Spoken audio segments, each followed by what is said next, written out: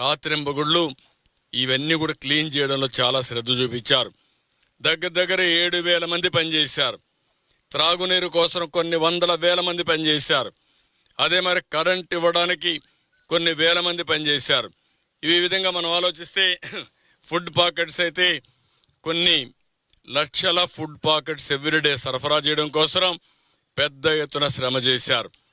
ఒక మాటలో చెప్పాలంటే ప్రజలందరూ సహకరించారు. మనసుండే ప్రతి ఒక్కరు దృష్టి పెట్టారు. వారికి తగిన సహాయం చేశారు. 10 రోజుల్లో ఇంత పెద్ద విపత్తుని మళ్ళా ఒక కంట్రోల్ తీసుకొచ్చాం. ఒక యుద్ధమే చేశాం. వరదల పైన ఒక యుద్ధం చేశాం. ఎవరైతే విద్వేషాలు రెచ్చగొట్టి వారు అధికారంలో ఉన్నప్పుడు చాలా వరకు దుర్మార్గంగా ప్రవర్తించి నిర్లక్ష్యంగా ప్రవర్తించి ఈ గండులకు కారణమైన అవన్నీ పూడ్చాం. ఒక విధంగా చెప్పాలంటే ఈ గండ్లు పడకుండా ఉండుంటే ఇంత కష్టం ఉండేది కాదు. హ్యాండిల్ చేయడం సులభం. నీళ్ళల్లో పోవాలి. నా జీవితంలో చాలా సంక్షోభాలు చూశాను. ఉదుహుదు చూశాను, సూపర్ సైక్లోన్ చూశాను, తిత్లీ చూశాను. అక్కడ జరిగింది ఒకసారి విపత్తు వస్తుంది, ఆ విపత్తు వెళ్ళిపోతుంది. ఆ తర్వాత మనం రెస్టరేషన్ కానీ రిలీఫ్ కానీ ఫాస్ట్గా చేశాం. ఇక్కడ రిలీఫ్ చేయడానికి కూడా అవకాశం లేదు. 8 అడుగులు 10 అడుగులు 12 అడుగుల నీళ్లు, నీటి ప్రవాహం కూడా ఉధృతం. ఓసారి ఎన్డీఆర్ఎఫ్ చేతులెత్తేశారు. మేము వెళితే కొట్టుకొని పోతాం కాబట్టి ఈ ఏరియాలో మేము పోమంటే మళ్ళీ అడుక్కొని ఎన్ని విధాల ప్రయత్నం చేయాలో అన్ని విధాల ప్రయత్నం చేశాం. ఆ ప్రాంతాల్లో హెలికాప్టర్లు పంపించాం.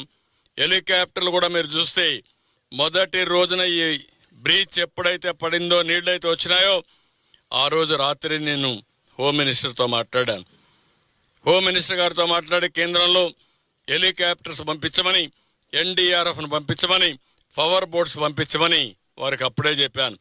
దాంతో తెల్లవారే కొందికి ఎక్కడెక్కడో ఉండే బోట్లని ఎయిర్ లిఫ్ట్ చేశారు.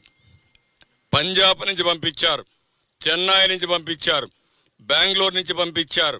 వివిధ ప్రాంతాల్లో ఉండే ఈ బోట్లు కానీ అదే మరిగా ఎన్డీఆర్ఎఫ్ స్టాఫ్ను కానీ పెద్ద ఎత్తున పంపించారు. వాళ్ళందరూ వచ్చారు. వాళ్ళందరి సహకారంతో పనిచేశాం. మళ్ళీ తక్కువ ఉంటే రెండో రోజు ఇంకా ఎక్కువ తెప్పించాం.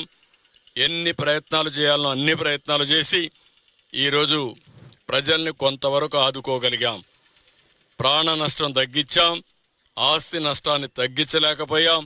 ఎందుకంటే ఒక్కసారి నీళ్లు వచ్చిన తర్వాత ఇంట్లో ఉండే అన్ని వస్తువులు, బట్టలు, మంచం, లేకపోతే అక్కడ ఉండే బెడ్, అదే మాదిరిగా వంట చేసే వంట సామాగ్రి, ఫ్యాను, లేకపోతే వంట గ్యాసు, తర్వాత స్టవ్ కానీ ఎలక్ట్రానిక్ గూడ్స్ అన్నీ కూడా ప్రతి ఒక్క ఇంట్లో ఒక వాషింగ్ మెషిన్ ఉంది, ఒక మిక్సర్ ఉంది, లేకపోతే ఒక ఫ్రిడ్జ్ ఉంది, లేకపోతే ఒక ఏసీ ఉంటుంది. కొన్ని ఇంట్లో టీవీలు ఉన్నాయి. అన్నీ కూడా పోయినాయి. ఈరోజు వాళ్ళందరినీ కూడా పిలిపించి ఎన్ని విధాలా ప్రజలను ఆదుకోవాలనో మొట్టమొదటిసారిగా మీరు చూస్తే ఇప్పటికి 40,000 ఇండ్లలో, ఈరోజు 40 కాదు ఇంకా ఎక్కువ ఉంటుంది, అన్ని ఇండ్లలో ఫైర్ ఇంజిన్స్ పంపించి ఇండ్లు క్లీన్ చేసే కార్యక్రమానికి శ్రీకారం చుట్టాం. అదే మరి రోడ్లు క్లీన్ చేసే కార్యక్రమానికి శ్రీకారం చుట్టాం. కొన్ని వేల పంపులు తీసుకొచ్చి వాటర్ లిఫ్ట్ చేసి ఆ వాటర్ను కూడా కిందికి పంపించే కార్యక్రమాన్ని చేసే పరిస్థితికి వచ్చాం. అంటే ఒక పని కాకుండా ఏది కూడా మ్యాసివ్గా ఇన్నోవేటివ్గా వెళ్ళాం. టెక్నాలజీ ఉపయోగించాం, ఇంకో పక్క మెషిన్స్ ఉపయోగించాం, ఇంకో పక్క మనుషులందరినీ చైతన్యపరిచాం, వినూత్నంగా చేసి ఈ రోజుటికి ఒక మాటలో చెప్పాలంటే యుద్ధంలో గెలిచాం. కానీ యుద్ధంలో జరిగిన నష్టం మాత్రం ఇంకా వెంటాడుతూ ఉంది. వరదల పైన యుద్ధమే చేశాం. యుద్ధంలో కూడా ఒక విధంగా మనం ఆలోచిస్తే యుద్ధంలో కొన్ని లక్షణాలు ఉంటాయి. సాయంత్రం 5 అయితే సన్సెట్ అయితే విరామం, అది యుద్ధ ధర్మం. మళ్ళా నెక్స్ట్ డే తెల్లవారితో సూర్యోదయం అయిన తర్వాతనే యుద్ధం ప్రారంభం అవుతుంది. రాత్రి రెస్ట్ తీసుకోవచ్చు. కానీ ఈ యుద్ధంలో మాత్రం రాత్రి రెస్ట్ తీసుకుంటే ఏమవుతుందో తెలియదు. ఇక్కడ రామానాయుడు గారు ఇక్కడే కూర్చొని మనుషులు పెట్టుకొని ఇక్కడే తూలుతూ ఈయన పనిచేస్తే అందరూ కూడా ఇదే స్ఫూర్తితో ఎక్కడికక్కడ రాత్రింబగుళ్ళు పనిచేశారు. ఆ విధంగా రాత్రింబగుళ్ళు పనిచేసి స్ఫూర్తిని నింపిన ప్రతి ఒక్కరిని చేతులెత్తి హృదయపూర్వకంగా నమస్కారాలు తెలియజేస్తున్నా, వాళ్ళందరినీ అభినందిస్తున్నా. ఇది సమాజం కోసం మీరు చూపించిన చొరవ, ఈ స్ఫూర్తి శాశ్వతంగా ఉంటుంది. వాళ్ళందరినీ మరొక్కసారి అభినందిస్తూ, దీంతోనే పని అయిపోలేదు, ఇంకా చాలా చేయాల్సింది ఉంది. ఎన్యూమరేషన్ స్టార్ట్ చేశాం. ప్రతి ఒక్క ఇంటికి ఎన్యూమరేషన్ టీములు పంపించాం. వాళ్ళు చెప్పిన డేటా అంతా తీసుకున్నాం. యాప్ ద్వారా ఆ డేటా అంతా కలెక్ట్ చేసి ఇప్పటికైతే నేను ఇప్పుడు వచ్చినప్పుడు చూశాను 90,000 కుటుంబాలు డేటా అంతా అప్డేట్ చేశాం. ఇప్పటికి 1,00,000 ఉంటుందేమో. అది అయిన తర్వాత మొత్తం రేపు సాయంత్రానికి డేటా అంతా వస్తుంది. ఇక్కడే కాదు, రాష్ట్రంలో ఇంకా కొన్ని ప్రాంతాల్లో గ్రామాలు లంక గ్రామాలు దెబ్బతిన్నాయి. కొల్లేరు ప్రాంతం దెబ్బతినింది. ఏలూరు రిజర్వాయర్ వల్ల కింది ప్రాంతం దెబ్బతినింది. విశాఖపట్నంలో ల్యాండ్ స్లైడ్ వల్ల కొన్ని దెబ్బతినే పరిస్థితికి వచ్చాయి. అవన్నీ కూడా అధ్యయనం చేస్తున్నాం. రేపు ఎల్లుండో 10 రోజులు నేను ఇక్కడే ఉన్నాను. ఎందుకంటే ఇది ఒక భయంకరమైన విపత్తు, ఎప్పుడు రాని విపత్తు. ఏ ఒక్క నిమిషం కూడా నేను కానీ మిగిలిన కానీ ఏమారితే చాలా ఇబ్బందులు వస్తాయని ఇక్కడే ఉన్నాను. అయితే ఎప్పటికప్పుడు టెలికాన్ఫరెన్స్లు పెట్టి మా అధికార యంత్రాంగాన్ని, మా కలెక్టర్స్ అందరినీ యాక్టివేట్ చేశాను. వాళ్ళందరూ యాక్టివ్గా ఉండి ఎక్కడికక్కడ ఏ విధంగా చేయాలనో ప్రాణ నష్టం లేకుండా చేశారు. పంటల ఆస్తుల నష్టం కూడా తగ్గించారు. ఇప్పుడు రీహాబిలిటేషన్ కూడా చేస్తున్నారు. అది కూడా చేసి మినిస్టర్స్ కూడా అక్కడికి వెళ్ళి ఎక్కడికక్కడ కోఆర్డినేట్ చేసుకున్నారు. ఈ సమయంలో మీడియాను కూడా అభినందిస్తున్నాం. మీరు కూడా ఒక పాజిటివ్ రోల్ ఎవ్రీ 1 అవర్కి మేము అడిగితే మేము ఇచ్చిన బులెటిన్స్ కానీ, మీరు రిలీజెస్ కానీ, మీరు వాలంటరీగా వెళ్ళి రిస్క్ తీసుకొని ఏ విధంగా కార్యక్రమాలు చేపట్టాలని చేపట్టారు. ఒక స్ఫూర్తిదాయకంగా రాష్ట్రంలో మీరు సమాచారాన్ని అందజేశారు. దాని ఫలితమే ఈరోజు చూస్తే, మార్నింగ్ నేను చూస్తే విపరీతంగా పెద్ద ఎత్తున ఎక్కడెక్కడి నుంచో వచ్చి స్పందించారు. కడాన ఒక స్కూల్లో ప్రతి ఒక్క కిడ్, చిన్న పిల్లలు, వాళ్ళు పొదుపు చేసుకున్నటువంటి కిడ్నీ బ్యాంక్ నుంచి డబ్బులు తీసుకొచ్చి వరద బాధితులకు సహాయం చేసే పరిస్థితికి వచ్చారు. ఇది నా లైఫ్లో చాలా చూశాను, కానీ ఇంత స్ఫూర్తిదాయకంగా ప్రజలు స్పందించిన తీరు మొట్టమొదటిసారి. అదే సమయంలో ఇంత పెద్ద విపత్తు కూడా మొదటిసారి. దీనికి అందరినీ మరొక్కసారి అభినందిస్తూ ఎప్పటికప్పుడు మీకు సమాచారం తెలియజేస్తాం.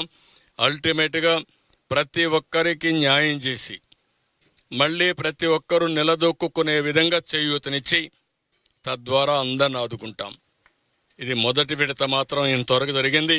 ఈరోజు సాయంత్రానికి ఎసెన్షియల్ కమాడిటీస్ కానీ లేకపోతే ఏం చేయాలో అవన్నీ చేసేస్తున్నాం. రేపటి నుంచి మళ్ళా ఒకసారి సమీక్ష చేసుకుని ఎల్లుండి లోపల అవుతానే మోటార్ బైకులు పోతే ఏం చేయాలి, కంపెనీలతో కూడా మాట్లాడాను. అదే మరి ఎలక్ట్రానిక్ గూడ్స్ అయితే మొత్తం వాళ్ళ ఏజెంట్స్ అందరినీ పిలిపించాను. నేను ఒకటే చెప్పాను, కొంతమంది లేబర్ ఛార్జెస్ అన్ని 100% ఎగ్జామ్ చేస్తామని, ఇంకొక విధంగా స్పేర్ పార్ట్స్ అన్ని 50% వరకు మేము సబ్సిడీ ఇస్తామంటే, కాదు మీ మేనేజ్మెంట్స్తో మాట్లాడండి, 100% ఇవ్వగలిగితే ఇవ్వండి, CSR ఫండ్స్ వాడి మీరు ఈ కార్యక్రమం కూడా చేయమని ఇప్పుడే సమావేశం పెట్టి వాళ్ళకు కూడా ఆదేశాలు ఇచ్చాను. వాళ్ళు కూడా నాకు ఇచ్చినటువంటి విషయం మనం చూస్తే చాలా విషయాల్లో చేయగలుగుతాం, కానీ ఒక్క టీవీల్లో మాత్రం ఆ స్క్రీన్స్ కానీ అవన్నీ పోతే అది వీలు కాదు. ఒకసారి వర్షానికి తడిసిపోతే టీవీలు రీప్లేస్ చేయాల్సి వస్తుంది, 90% పాడైపోతాయని చెప్పారు. ఇక్కడ మిగిలిన వాషింగ్ మెషిన్లు కానీ, ఫ్రిడ్జ్లు కానీ, ఏసీ కానీ, లేకపోతే మీకు ఉన్నటువంటి ఫ్యాన్స్ కానీ ఇవన్నీ రిపేర్ చేసేదానికి అవకాశం ఉందని చెప్పారు. స్టవ్లు కూడా అవకాశం ఉందని చెప్పారు. అవన్నీ కూడా చేపించి మళ్ళీ నార్మల్ లైఫ్ వచ్చే వరకు ప్రతి ఒక్కరూ తిరిగి కోలుకొని ధైర్యంగా ముందుకు పోయే వరకు ప్రజలకు అండగా ఉంటామని చెప్పి మరొకసారి అందరికీ విజ్ఞప్తి చేస్తూ మరొకసారి అందరికీ ధన్యవాదాలు, నమస్కారాలు. రేపు ఉత్తరాంధ్రకి వెళ్తున్నా. ఉత్తరాంధ్రకి వెళ్ళి ఏలేరు బాధితులు కానీ విశాఖపట్నం కానీ పరామర్శిస్తాను. ఎల్లుండి మళ్ళీ ఇక్కడ నందివాడ బాగా దెబ్బతిన్నారు, కొల్లేరు బాధితులు ఉన్నారు. అదే మరి బాపట్ల దగ్గర లంక గ్రామాలన్నీ దెబ్బతిన్నాయి. ఏమూరు నియోజకవర్గం, ఆ నియోజకవర్గాల్లో వాళ్ళు కూడా పరామర్శించి ప్రభుత్వం ఏ విధంగా అయితే విజయవాడలో చేస్తున్నాం, గ్రామీణ ప్రాంతాల్లో కూడా వారికి కూడా న్యాయం చేయడం కోసం అన్ని విధాల ప్రయత్నం చేస్తున్నాం. ప్రభుత్వం అనేది అందరి కోసం ఆలోచిస్తున్నాం. ఓ దగ్గర ఎక్కువ నష్టం జరిగితే అక్కడ ఎక్కువ ఫోకస్ చేయాల్సి వస్తుంది. ప్రతి ఒక్కరికి తగిన న్యాయం చేసే బాధ్యత ప్రభుత్వం తీసుకుంటాం.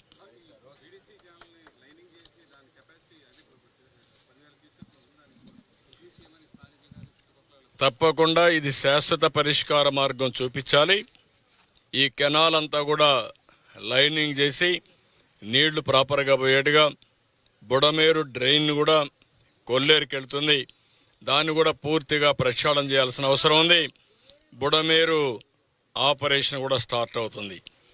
అది ఆపరేషన్ స్టార్ట్ చేసి ఎవరైతే ఇష్టానుసారంగా ఆక్యుపై చేసుకుని కబ్జాలు చేశారో అలాంటి కబ్జాలను తొలగించడమే కాకుండా కొంతమంది బరి తెగించి రిజిస్ట్రేషన్ కూడా చేసిన వాళ్ళు ఉన్నారు. అలాంటివి కూడా అన్ని అనలైజ్ చేస్తాం. ఎక్కడైనా సరే తప్పు జరిగినట్టు సాక్ష్యాలు దొరికితే వాళ్ళని ఏ విధంగా ట్రీట్ చేయాలో చేస్తాం. దురదృష్టం ఏంటంటే ఈరోజు రాష్ట్రంలో నేరస్తులు రాజకీయ ముసుగులో మాట్లాడుతున్నారు. ఆ ముసుగు తొలగిస్తా. ఒకవేళ మీరు ముసుగేసుకొని వచ్చినా నేరస్తుల్ని నేరస్తులుగానే పరిగణిస్తాం తప్ప నేరస్తులు ముసుగేసుకొని వస్తే భయపడే సమస్య ఉండదు. ఆ విషయం మీరు గుర్తుపెట్టుకోవాలని హెచ్చరిస్తున్నా. కనీసం సిగ్గుపడకుండా 3 బోట్లు వదిలిపెట్టి క్షమాపణ చెప్పాలి రాష్ట్ర ప్రజలకి. ఇంకా ధైర్యంగా మీరు ఆర్గ్యూ చేస్తారా? ఏమనుకుంటున్నారు మీరు? ఒకవేళ మీకు తెలియదనుకున్నా తప్పు తప్పే. తప్పు చేసిన వాడు ఎవడైనా సరే శిక్ష తీసుకోవాల్సిందే. అట్లా కాకుండా ఎదురుదాడి చేస్తే భయపడతారనుకుంటే మాత్రం ఆ ఆటలు సాగని. ఆ విషయం కూడా గట్టిగా హెచ్చరిస్తున్నా. ఈరోజు నేను చూస్తున్నాను, ఎంత ధైర్యం ఉండాలండి. సమర్థిస్తారా మీరు దీన్ని? 3 బోట్లు వదిలిపెడతారా? 30 టన్నుల బోట్లు కట్టేయరా మీరు?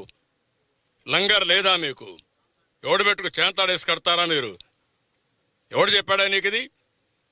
మీరు మనుషులా? మీరు కృష్ణా నదిది కిందన ప్రకాశం బ్యారేజ్ ఉంది, పైన 30 టన్నుల బోట్ని మొన్నటి వరకు ఇసుక దోపిడీ చేయడానికి వాడిన బోట్ని వదిలిపెడతారా? రంగులేసుకొని వస్తారా మీరు? అంటే రంగులేసుకొని వస్తే, రాజకీయ ముసుగేసుకొని వస్తే మేము భయపడిపోవాలనా? What are you talking? ఏమనుకుంటున్నారు మీరు? ఏదో కావాలని చేస్తున్నారంట. అంటే మీరు ప్రాజెక్ట్ నాశనం చేసినా మీరు మాట్లాడుతూ ఉంటే మేము చూస్తూ ఊరుకోండాలా? మీరు ఈ మారిగా ఎక్కడికక్కడ గండ్లు పెట్టి ప్రజల జీవితాలు నాశనం చేస్తే మేము కష్టపడుతూ మిమ్మల్ని ఒక మాట అనకుండా ఉండాలా? ఏమనుకుంటున్నారు? ఒక సాక్షి పేపర్, పనికిమాల పేపర్ ఉందని, ఒక సాక్షి టీవీ ఉందని తప్పుడు వార్తలేసి ప్రజల్ని మభ్యపెట్టి మోసం చేయాలనుకుంటున్నారు మీరు. ఆ ఆటలు సాగు. ఆ విషయం గుర్తుపెట్టుకోండి. నేరస్తులను నేరస్తులుగానే ట్రీట్ చేస్తాం, తప్పును తప్పుగానే ట్రీట్ చేస్తాం. తప్పును ఎవడు చేసినా వదిలిపెట్టే సమస్య ఉండదు. ఆ విషయం గుర్తుపెట్టుకోవాల్సి హెచ్చరిస్తున్నా. ఇది ప్రజాప్రభుత్వం, ప్రజల కోసం పనిచేసే ప్రభుత్వం. నేను ఒకటే చెప్తున్నా, ఎప్పుడైనా సరే ప్రజాప్రభుత్వంలో ప్రజలకు మోసం చేసి ద్రోహం చేసే వాళ్ళు మాత్రం హెచ్చరిస్తున్నా, అది మంచి పద్ధతి కాదని కూడా కోరుతున్నా. మీరు చేసే దుర్మార్గమైన కార్యక్రమానికి ఇన్ని వేల మంది సఫర్ కావాలి, ఇంతమంది మేమందరూ సేవలు చేయాలనా? మీరు ఇంకా దాడులు చేస్తారా? మీరు ఏమనుకుంటున్నారు మీరు? కాబట్టి ఆటలు వదిలిపెట్టండి, విన్యాసాలు వదిలిపెట్టండి. మీరు రాజకీయ ముసుగులో నేరస్తులు మాని మెయిన్ స్ట్రీమ్కి రండి. రాజకీయాల్లో మెయిన్ స్ట్రీమ్కి రండి. కరుడు గట్టిన నేరస్తులు ఎవరు కూడా మీ పార్టీలో కానీ ఎక్కడున్నా ఎవరిని వదిలిపెట్టం. పార్టీ ముసుగేసుకున్నంత మాత్రం భయపడే సమస్య లేదు. కాబట్టి ఇది బ్రాడ్గా మీరు కూడా ఎప్పటికప్పుడు మీకు సమాచారం తెలియజేస్తాం. ఏం జరిగిందో ఆ విషయాలు చెప్తాం, ముందుకు వెళ్తాం. Thank you.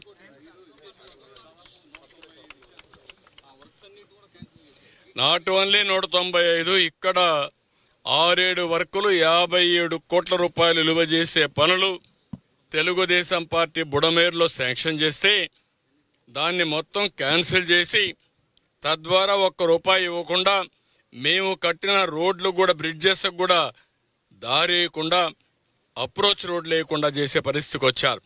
ఒకటి కాదు, మొత్తం రాష్ట్రంలో ఇదే పరిస్థితి ఉంది.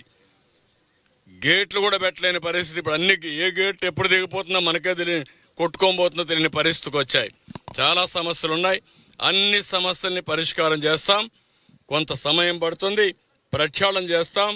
ఈ వరదల్లోనే మీరు చూశారు టోటల్ అడ్మినిస్ట్రేషన్ ఏ విధంగా ముందుకు పోయిందో మీరు చూస్తే, ఒకప్పుడు నిర్లిప్తో ఉండే అడ్మినిస్ట్రేషన్ ఈరోజు స్ఫూర్తిదాయకంగా పనిచేసే పరిస్థితికి వచ్చారు.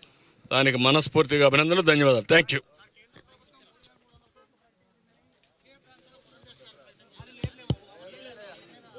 అదేమీ కాంట్రవర్సీ లేదు. కేంద్రం మామూలుగా 75% కేంద్రం, 25% రాష్ట్రం కెలామిటీ ఫండ్ వస్తుంది. కానీ ఆ కెలామిటీ ఫండ్ రెగ్యులర్గా వచ్చేది. దానికంటే మనకు రావాల్సింది ప్రత్యేకంగా కేంద్రం నుంచి ఫండ్ ఉంటుంది. ఆ ఫండ్ నుంచి ఇమ్మని కేంద్రం టీం పంపించమని కోరుతున్నాం. ఇది అన్ని రాష్ట్రాలకు వచ్చే డబ్బులు, ఇది ఎవ్రీ ఇయర్ వచ్చే డబ్బులు. ఆ విషయం చెప్పాను, ఆ విషయం మంత్రి గారు కూడా చెప్పారు తప్ప కొత్తగా ఇచ్చామని కాదు. ఆ డబ్బులు ఎటో వస్తుంది 2 రాష్ట్రాలకి. అది కాకుండా ప్రత్యేకంగా మన రాష్ట్రంలో జరిగిన, తెలుగు రాష్ట్రాల్లో జరిగిన విపత్తు వల్ల చాలా నష్టం వచ్చింది. దానికి అదనంగా సహాయం చేయాలి. ప్రత్యేకంగా సహాయం, అదనంగా కూడా కాదు, ప్రత్యేకంగా సహాయం చేయాలి. అదే చెప్పింది. మీకు ఎవరికి కన్ఫ్యూజన్ అవసరం లేదు.